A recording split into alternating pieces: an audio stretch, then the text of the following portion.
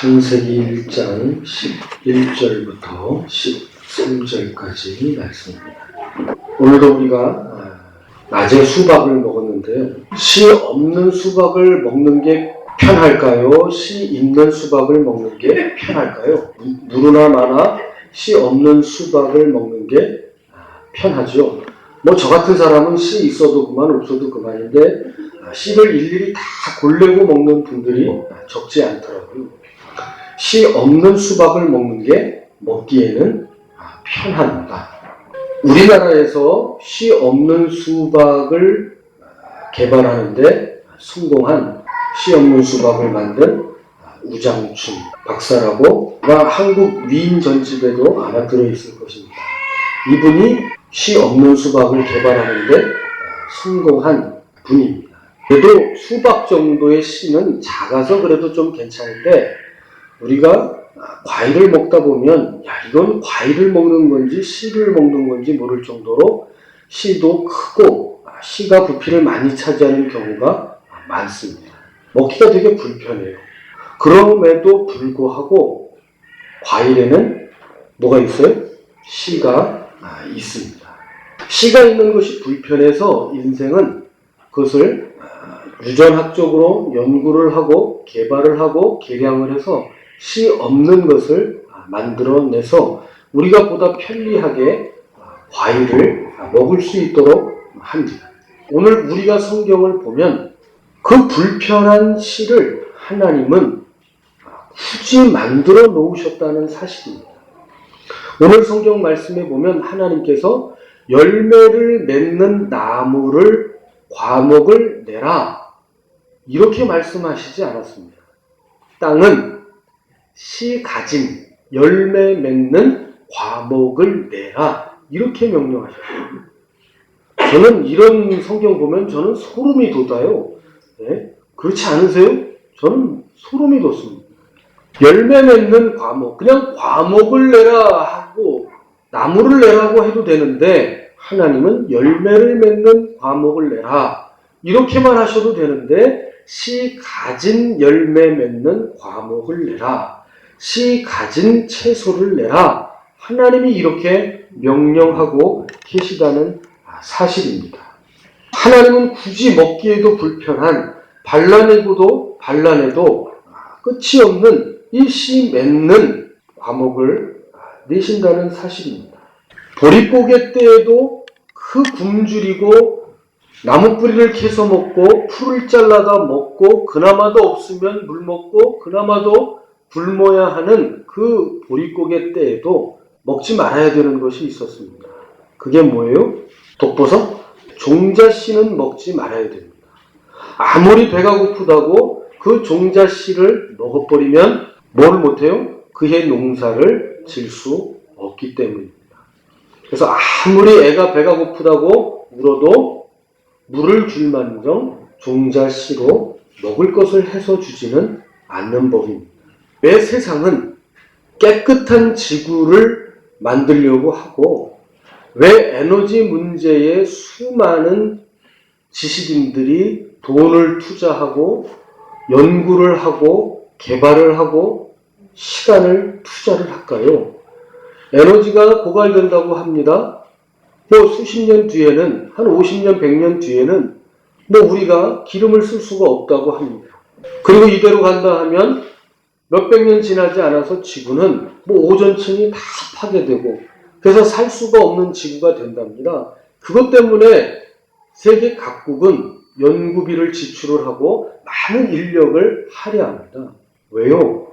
자기 때는 그런 일이 없어요. 그런데 왜 그래요? 자기 때만 생각하는 게 아니라 후손들, 후세 때까지를 생각하기 때문에 깨끗한 지구를 후손에게, 잘 사는 세상을 후손에게, 밝은 세상을 후손에게, 범죄 없는 세상을 후손에게, 그렇기 때문에 연구하고 돈을 쓰고 시간을 할애하는 것입니다. 자기 때만을 생각하면 굳이 할 필요가 없습니다. 성도님들이 생활하실 때나 제가 생활할 때 제가 200년을 살겠어요? 300년을 살겠어요? 그러나 그 다음 때에 일어날 일을 굳이 걱정할 필요는 없음에도 불구하고 내 새끼의 새끼들, 후손들이 깨끗한 세상에서, 에너지 걱정 없는 세상에서 살게 하기 위하여 연구하고 세금을 거기에다가 무지막지하게 할애를 하고 있는 것입니다. 하나님이 아담과 하와를 창조하시기로 작정하셨습니다. 그러면 뭐만 주시면 돼요? 열매 맺는 나무만 주시면 됩니다. 아담만 먹고 끝낼 것 같으면 그거 뭐 몇 그루만 있어도 충분하잖아요. 그럼에도 불구하고 열매 맺는 과목을 내라고 한 게 아니라 씨 가진 열매 맺는 과목을 내라고 그러셨다는 건 아담과 하와 그 둘만을 위한 것이 아니라 그 다음을 위해서 하나님이 이 창조를 하셨다는 사실입니다.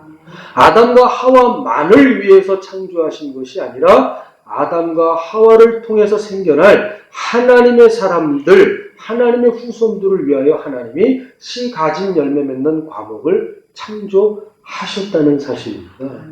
우리가 먹을 때는 단지 불편한 것 같지만 단지 불편한 게 아니라 거기에는 그 작은 것 하나에도 하나님의 창조의 계획과 섭리의 손길이 거기에 있다는 것입니다. 그러니 얼마나 이게 소름 끼치고 놀라운 일입니다. 하나님은 이토록 놀라우시다고요. 창조 하나에도 그냥이 없으시고 하나님은 모든 것을 하나님의 계획 가운데에서 하나하나씩 창조해 가신다는 사실입니다. 열매도 중요하지만 뭐가 중요해요? 시기가 더 중요합니다. 요번 올해만 농사하고 말 거면 그냥 올해 작황만 좋으면 됩니다. 그러나 올해만 할 게 아니고 계속해서 농사를 지을 거면 올해 작황만 좋아가지고는 안 되는 것입니다. 다음에 심을 뭐도 좋아야 돼요? 종자도 좋아야 합니다. 좋은 종자를 심어야 좋은 열매를 맺을 수 있기 때문입니다. 성도님들은 자녀분들에게 뭘 유산으로 물려주실 겁니까?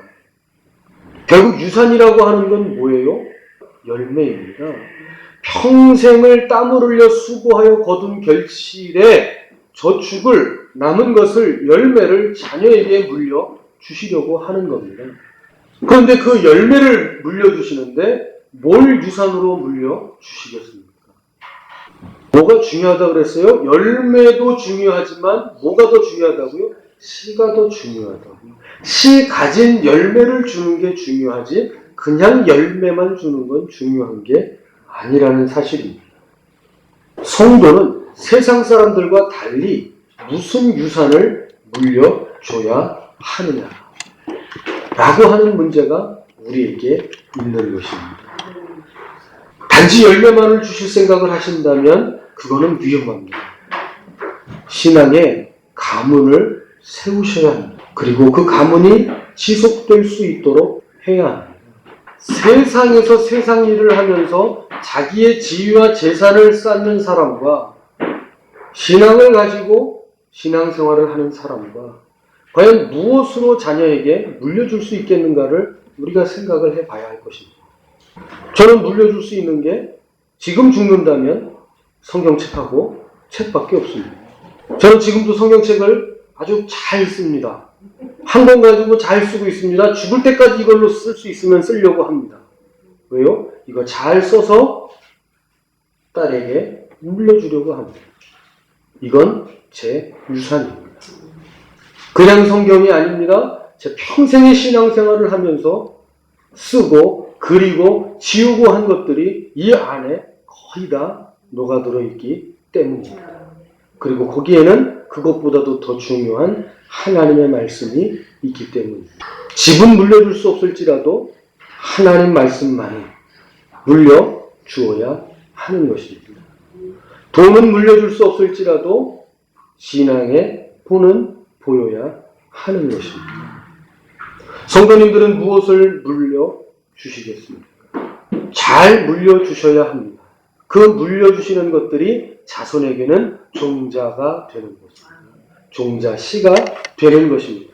이것이 얼마나 중요한 문제인가는 구약성경 사사기 2장 6절입니다.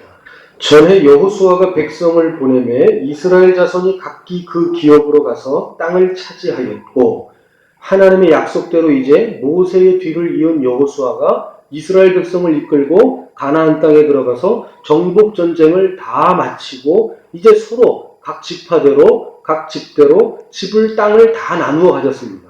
백성이 여호수아에 사는 날 동안과 여호수아 뒤에 생존한 장로들, 곧 여호와께서 이스라엘을 위하여 행하신 모든 큰 일을 본 자의 사는 날 동안에 여호와를 섬겼더라. 여호와의 종 눈의 아들 여호수아가 10세의 죽음에 무리가 그의 기업의 경내 에브라임 산지 가스산 북 딥낫 헤레스에 장사하였고, 그 세대 사람도 다 그 열조에게로 돌아갔고. 이 얘기는 이제 하나님이 행하신 모든 기적을 봤던 여호수아와 그 동시대의 장로들과 어른들이, 아버지들이 다 죽었다는 얘기입니다. 그 후에 일어난 다른 세대는 여호와를 알지 못하여 여호와께서 이스라엘을 위하여 행하신 일도 알지 못하였더라. 이스라엘 자손이 여호와의 목전에 악을 행하며 바알을 섬겼다. 여호수아가 누굽니까? 모세 가방 들면서 비서했던 사람입니다. 그리고 가나안 전쟁을, 정복 전쟁을 승리로 이끌었던 위대한 하나님의 종이었습니다. 그리고 그를 보좌했던 수많은 장로들과 수많은 세대들이 하나님을 알고 하나님께서 어떻게 역사하셨는 줄 잘 알았습니다. 그런데 그 세대가 다 죽은 다음에 그 후세대들은 즉시 하나님을 떠났다는 사실입니다. 이해가 되지 않는 성경의 내용입니다.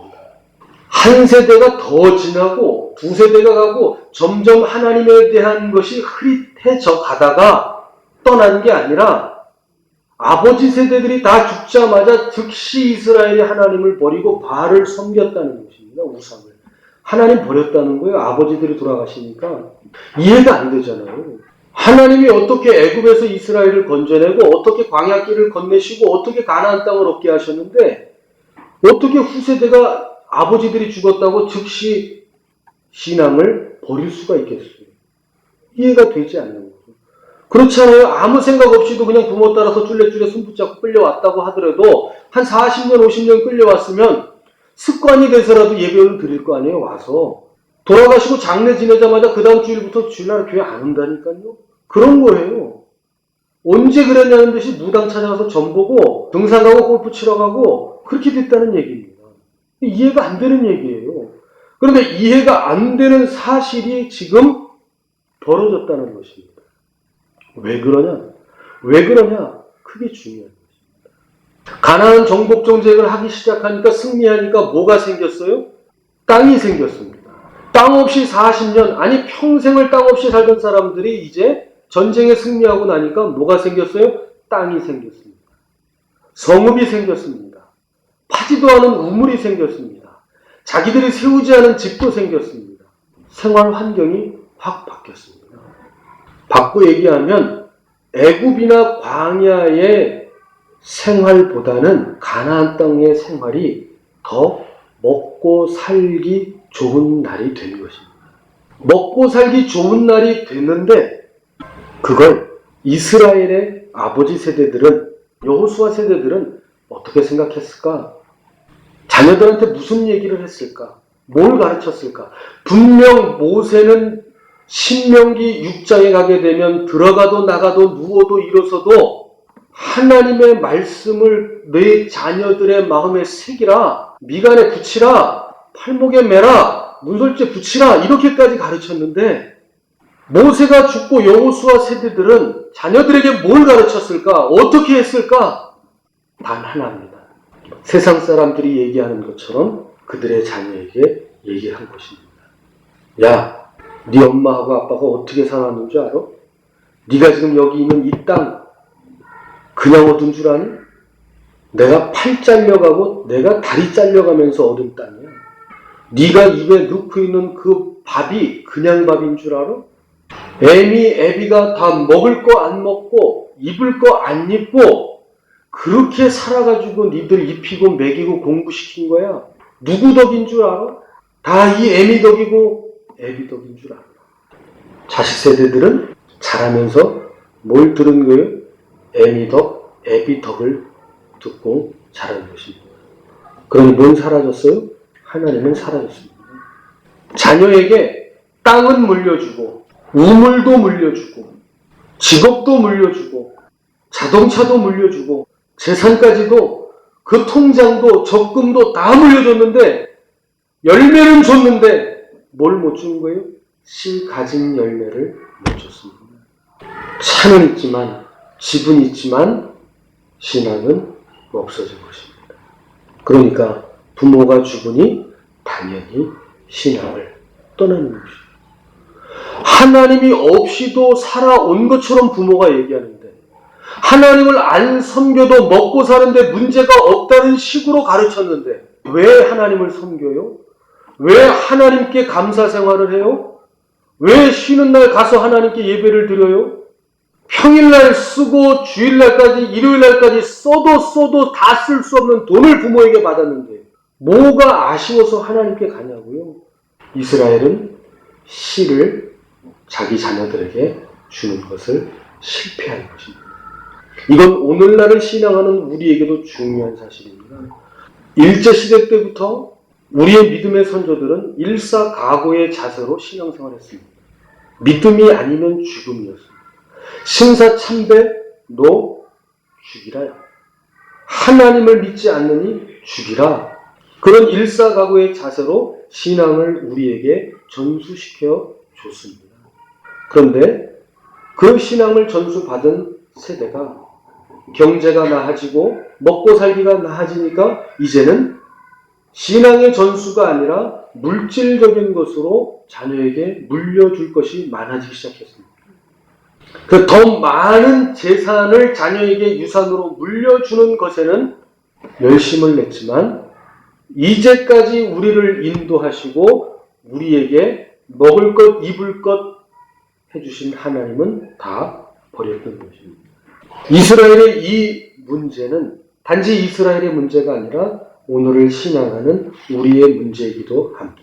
그러니까 창조의 원리는 뭐예요? 씨 가진 열매 맺는 과목을 내는 것입니다.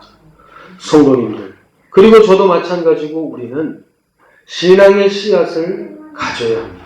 신앙의 씨앗을 가지고 얻는 열매는 달콤하고 그리고 나뿐만이 아니라 후손들에게도 큰 유익을 가져다 줄 것입니다. 그러나 그러지 못하면 돈은 줄 수 있어도 그들에게 생명은 줄 수 없다는 사실입니다.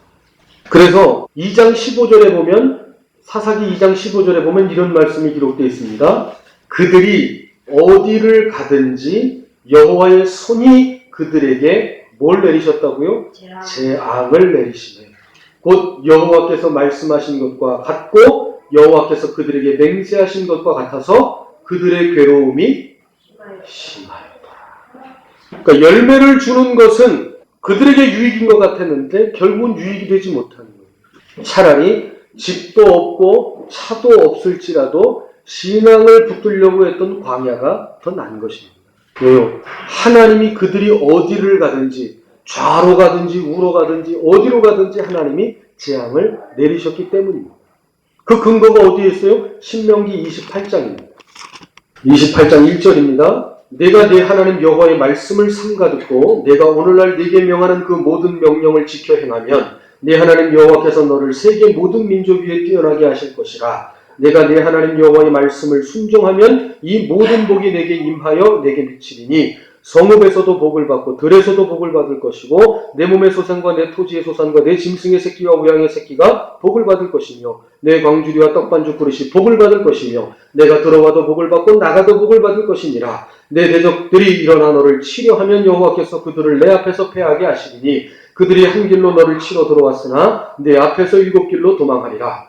여호와께서 명하사 내 창고와 내 손으로 하는 모든 일에 복을 내리시고 내 하나님 여호와께서 내게 주시는 땅에서 내게 복을 주실 것이며 내가 내 하나님 여호와의 명령을 지켜 그 길로 행하면 여호와께서 내게 행하신 맹세하신 대로 너를 세워 자기의 성민이 되게 하시리라. 15절 볼게요. 내가 만일 내 하나님 여호와의 말씀을 순종하지 아니하여 내가 오늘날 내게 명하는 그 모든 명령과 규례를 지켜 행하지 아니하면 이 모든 저주가 내게 임하고 내게 미칠 것이며 내가 성읍에서도 저주를 받고 들에서도 저주를 받고 또 내 광주리와 떡반죽 그릇이 저주를 받을 것이요 내 몸의 소생과 내 토지의 소산과 내 우양의 새끼가 저주를 받을 것이며 네가 들어와도 저주를 받고 나가도 저주를 받으리라.